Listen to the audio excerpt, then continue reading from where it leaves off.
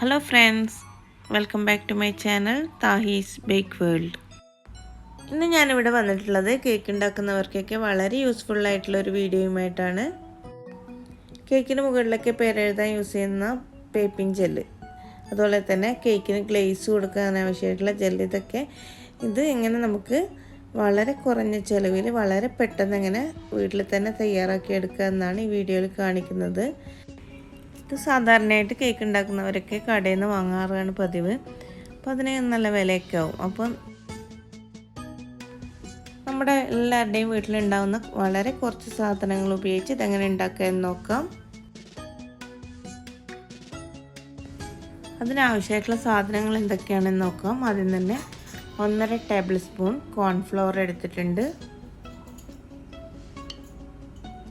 ഇനി 2 table spoon പഞ്ചസാര, പിന്നെ ഒരു 1/2 ടീസ്പൂൺ ലെമൺ ജ്യൂസും വേണം, പിന്നെ 1 കപ്പ് വെള്ളം. ഇത്ര ഇൻഗ്രീഡിയൻസ് മാത്രമേ ആവശ്യമുള്ളൂ. ഇനി നമുക്കിത് കുക്ക് ചെയ്യാൻ ഉപയോഗിക്കുന്ന പാത്രത്തിലേക്ക് ഇട്ട് കൊടുക്കാം. ആദ്യം തന്നെ കോൺഫ്ലവറും പഞ്ചസാര ഇട്ട് കൊടുക്കാം. എന്നിട്ട് അതിലേക്ക് 1 കപ്പ് വെള്ളം ഒഴിച്ച് നന്നായിട്ട് ഇതൊന്ന് മിക്സ് ചെയ്തെടുക്കാം. ഇത് സ്റ്റൗവിലേക്ക് വെച്ചില്ല, ഇപ്പം സ്റ്റൗവിലേക്ക് വെക്കുന്നതിന് മുന്നേ തന്നെ നന്നായിട്ട് ഇതൊന്ന് മിക്സ് ചെയ്തെടുക്കണം. ഇനി ഇതിലേക്കൊരു 1/2 ടീസ്പൂണ് ലെമൺ ജ്യൂസ് കൂടി ആഡ് ചെയ്ത് കൊടുക്കാം. ഷുഗർ ക്രിസ്റ്റലായി പോകാതിരിക്കാൻ വേണ്ടിയിട്ടാണ്. എന്നിട്ട് ഇത് സ്റ്റൗവിലേക്ക് മാറ്റി നന്നായിട്ട് ഇതൊന്ന് ഇങ്ങനെ ഇളക്കി നമുക്ക് ചെറിയ ഫ്ലെയിമിലിട്ട് ഇതൊന്ന് കുക്ക് ചെയ്തെടുക്കണം. കോൺഫ്ലോർ ആഡ് ചെയ്തുകൊണ്ട് തന്നെ ഇത് അടുക്കി പിടിച്ചു പോകാൻ സാധ്യതയുണ്ട്. അതുകൊണ്ട് തന്നെ കൈയെടുക്കാതെ ചെറിയ ഫ്ലെയിമിലിട്ട് കൈയെടുക്കാതെ ഇങ്ങനെ ഇളക്കിക്കൊണ്ടിരിക്കണം. അപ്പോൾ ഇത് വളരെ പെട്ടെന്ന് ഒരു 2-3 മിനിറ്റ് കൊണ്ട് തന്നെ നമുക്കിത് റെഡിയായി കിട്ടും. കണ്ടില്ലേ, ഇപ്പോൾ നന്നായിട്ട് കുറുകി വരുന്നുണ്ട്. കൂടുതലായിട്ടങ്ങ് തിക്കാവും നിൽക്കണ്ട. ഈ ഒരു പരുവത്തിലാവുമ്പം തന്നെ നമുക്ക് സ്റ്റൗ ഓഫ് ചെയ്ത് കൊടുക്കാം. ഇനി ഇതൊന്ന് തണുക്കുമ്പോൾ കുറച്ചുകൂടി തിക്കായിട്ട് വരും. ഇതിപ്പോൾ ഏകദേശം റെഡി ആയിട്ടുണ്ട്.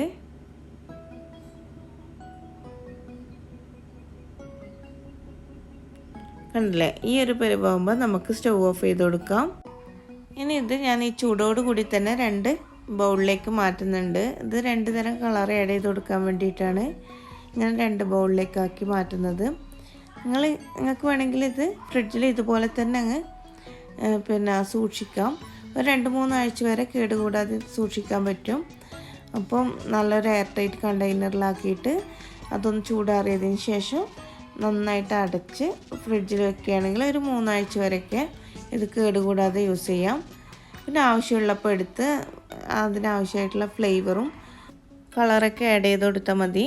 ഞാനിപ്പോൾ ഇവിടെ റെഡ് കളറ്, ജെൽ കളറും അതുപോലെ തന്നെ ഗ്രീന്, ലിക്വിഡ് കളറാണ് ആഡ് ചെയ്ത് കൊടുത്തിട്ടുള്ളത്.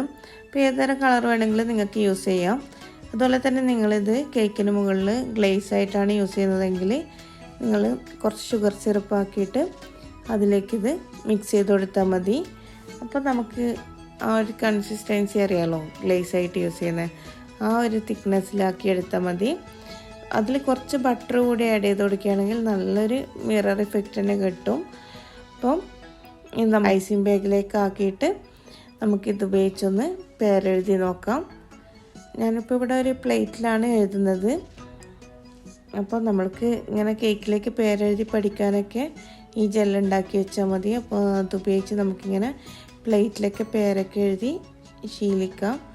അപ്പം വളരെ ഈസി അല്ലേ? അപ്പോൾ എല്ലാവരും ഇതൊക്കെ ഒന്ന് ട്രൈ ചെയ്ത് നോക്കുക. ഇഷ്ടപ്പെടുകയാണെങ്കിൽ ലൈക്ക് ചെയ്യുക, ഷെയർ ചെയ്യുക. ഇനി ഇതുപോലുള്ള മറ്റു വീഡിയോകളുമായിട്ട് വരുന്നത് വരേക്കും എല്ലാവർക്കും ബൈ. Okay, thank you.